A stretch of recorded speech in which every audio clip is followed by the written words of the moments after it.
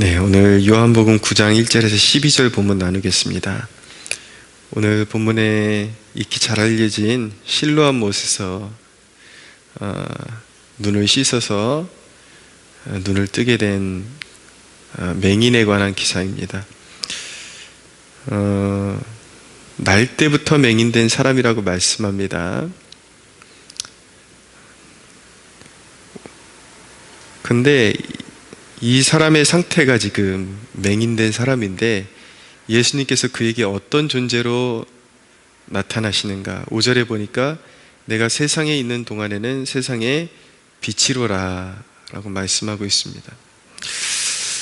맹인된 사람에게 빛을 줄 수 있는 존재, 그런 존재가 얼마나 귀하고 필요하겠습니까? 예수님께서 맹인에 대하여 자신이 세상의 빛이라고 소개하는 그런 대목은 우리가 성경의 그런 어떤 표현하는 방법이나 주님께서 어떤 대상에 따라 자신을 나타내시는 그런 방식을 우리가 눈여겨보면 참 흥미롭고 경이롭기까지 한 표현이라고 말씀드릴 수가 있습니다. 역으로 요한계시록 2장에 보면은 이 버가모 교회에 발람의 교훈을 지키는 자들이 있었는데 항상 그 소아시아의 7교회를 향한 주님의 그 메시지 유명한 장 아닙니까? 근데 항상 서두에 주님께서 어떤 상태로 나타나세요? 근데 그 교회마다 읽어보면 주님께서 자신을 소개하시는 그 내용 이후에 보면은 그 교회의 영적인 상태가 주님께서 자신을 소개하는 그 모습과 너무나도 매칭이 잘 된다라는 것을 보여줍니다. 예를 들어서 버가모 교회는 발람의 교훈, 그러니까 굉장히 그 행습적으로 음란한 습관에 물들어 있는 음란과 우상의 제물을 먹는 것과 그러니까 초대교회 당시에 황제 숭배에 함께 참여하거나 신전제사에 함께 참여하고 제물을 먹고 자기의 그 사업의 확장과 사업의 유지를 위해서 그렇게 신앙적인 양심을 파는 세력들, 그런 음란과 우상숭배에 동조하는 그 세력들이 있었단 말이죠. 주님께서 그들을 향해서 어떤 모습으로 나타나시는가? 좌우에 날성검을 가지신 이가 이르시되 라고 하시는 거예요. 그러니까 심판의 모드입니다. 그것을 회개하지 않으면 가서 검으로, 좌우에 날성검으로 내가 가서 치겠다라고 그렇게 말씀하시죠. 보면 7교회가 다 그런 구도로 되어 있습니다. 역으로 또 보면 빌라델비아 교회 같은 경우는 주님께서 어떤 모습으로 나타나시냐면 다윗의 열쇠를 가지신 분으로 나타납니다. 보면 빌라델비아 교회는 작은 믿음을 가지고 역경 속에서 그 믿음을 계속 지켜나가고 있었습니다. 그 믿음의 불씨를 계속 어려운 가운데서도 지켜나가고 있는 그 모습을 보시면서 주님이 칭찬하시면서 내가 다윗의 열쇠를 가진 인데 너희 앞에 열린 문을 주겠다.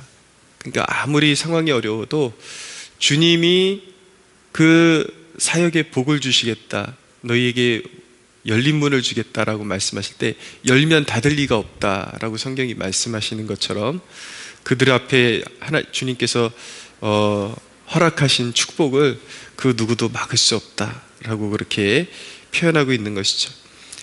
그런 방식으로 오늘 이 맹인의 날 때부터 맹인이었는데 주님께서 세상의 빛으로 나타나셨다라는 그 대목, 참 우리가 의미 있게 받아들일 수 있는 부분이라고 생각됩니다.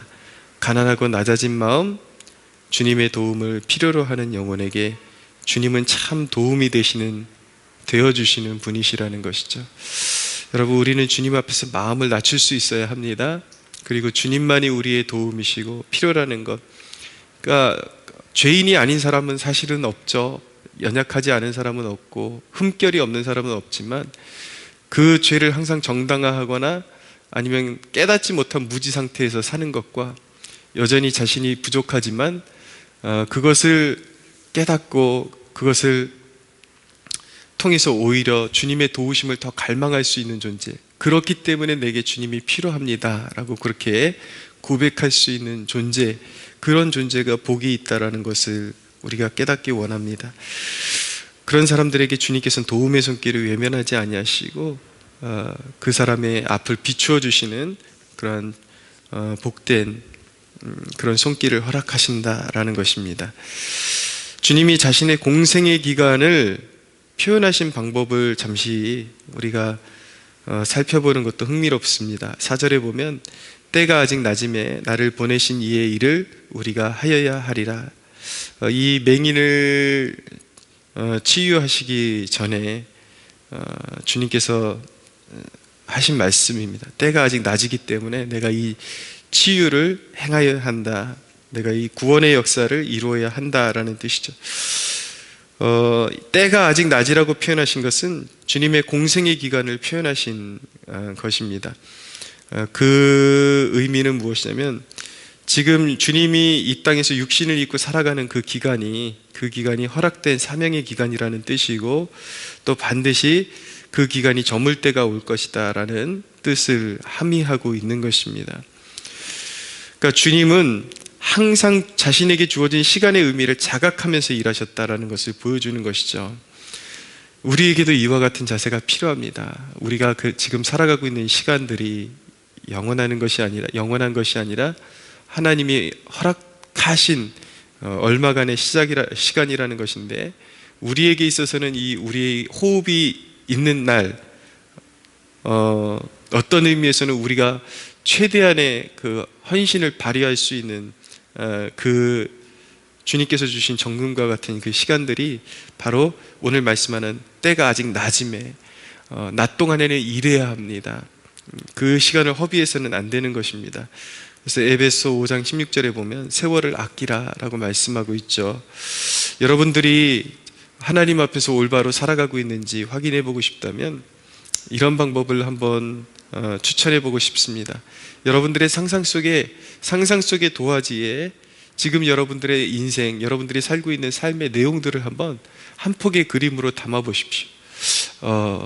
어떤 밝은 이미지의 그림이 나올지, 어두운 이미지의 그림이 나올지, 아니면 세상 것으로 가득 차 있는 하나님이 보시기에는 결코 향기롭지 않은 그런 모습의 그림이 나올지 한번 그림을 그려보시면 거기에다 무엇을 채워야 되고 무엇을 빼야 되고 무엇을 채워야 될지에 대한 아마 밑그림이 나올 것입니다. 여러분들의 인생 그림을 막상 그려놓고 나니까 예수님께서 마지막 그 멸망의 때가, 심판의 때가 노아의 때와 같을 것이라고 말씀하셨는데, 노아의 때를 말씀하시면서 사람들이 장가가고 시집가고 먹고 마시고 즐거워하는 중에 주님이 오실 것이라고 말씀하셨는데, 여러분들의 인생을 돌아보니까 특별히 인간적인 견지에서 뭐 특별히 잘못하는 것은 없는 것 같은데, 내용을 그려놓고 나니까 장가가고 시집가고 맛있는 거 먹고 놀고 오로지 돈 벌어가지고 여러분들의 여가를 위해서 살았던 것 외에는 정말 그 하나님 앞에 사명이라고 표현하기에는 좀 부끄러운 삶이 아닌가 돌아봐야 합니다. 여러분들은 그것이 평범한 삶이라고 생각할지 모르겠지만 그것이 바로 멸망하는 세상의 모습이다, 멸망당하기에 합당한 세상의 모습이다라고 주님은 분명히 말씀하셨거든요.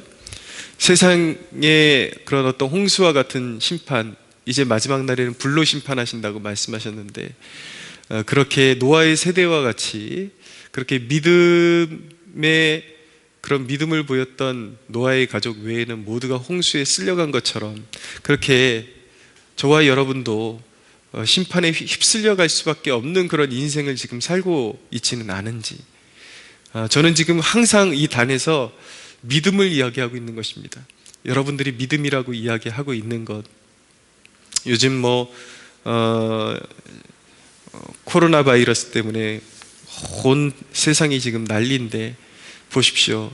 사람들이 이국 땅에서 발생한 그 코로나 바이러스가 자기에게 옮겨질까봐 얼마나 수많은 사람들이 길거리에 그냥 다니는 사람 보셨습니까? 거의 빠짐없이 마스크를 하고 다닙니다.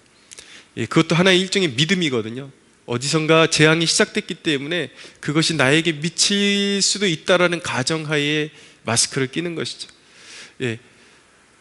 걸릴지 안 걸릴지도 모르는 그 이국에서 발생한 그 질병을 가지고도 사람들이 그 난리를 치고, 그게 사실은 믿음인 거예요. 근데 오늘날 우리 그리스도인들의 믿음을 보십시오. 제가 지금 계속 행위에 대해서 말하고 있는 건지, 과연 믿음에 대한 주장인지 한번 생각을 해 보십시오.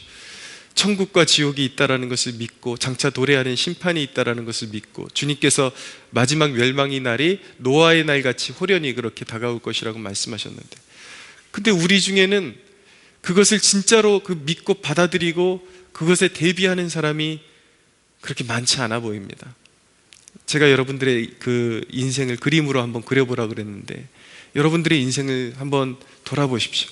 정말 주님의 때를 여러분들은 대비하면서, 정말 믿음으로 대비하면서, 지난주 주일에 그 로마서 말씀 나누면서 이제 우리의 구원이 가까워지고 있다라고 말씀하고 있는데, 정말 주님 앞에 드릴 열매를 여러분들의 두 손에 들고 있습니까?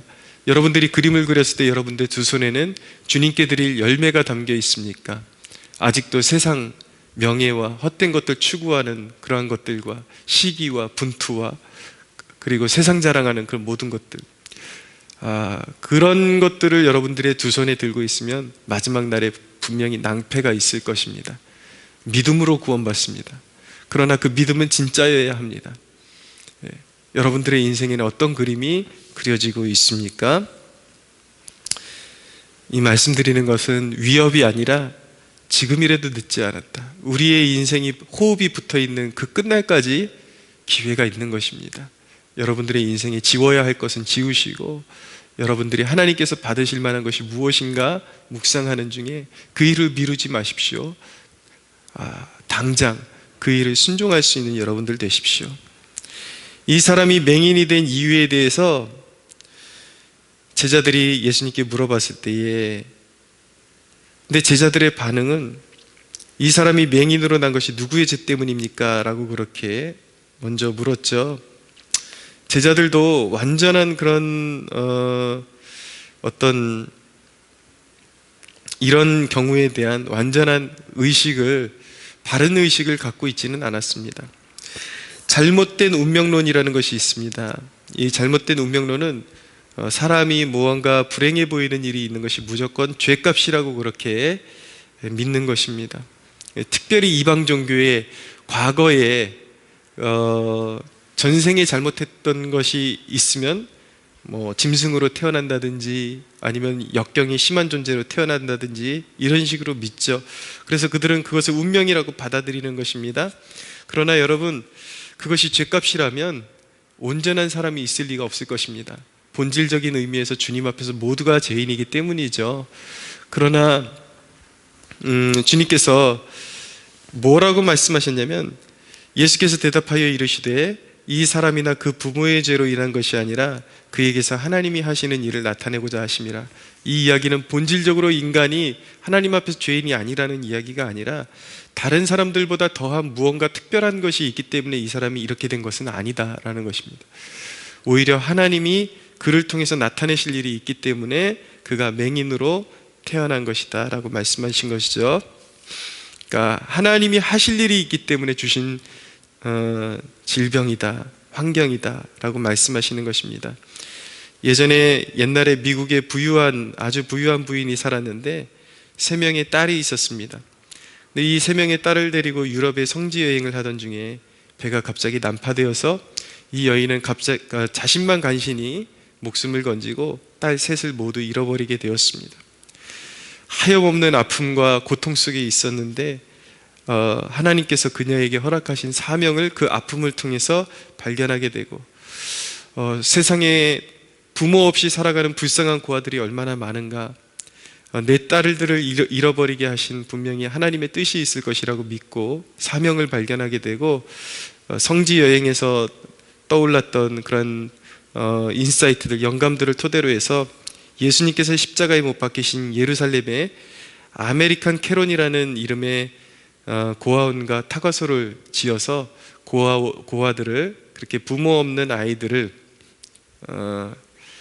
맡아서 기르는 그런 사명을 감당하게 되었습니다. 그렇죠, 여러분? 그 아픔을 느낄 수 없고 경험한 사람이 없다면 결코 세상에 버려져 있는 아이들을 그 누구도 돌보려고 하지 않을 것입니다. 근데 하나님께서 누군가에게 사명을 주시기 위해서 때로는 그런 아픔을 허락하기도 하신다라는 것이죠.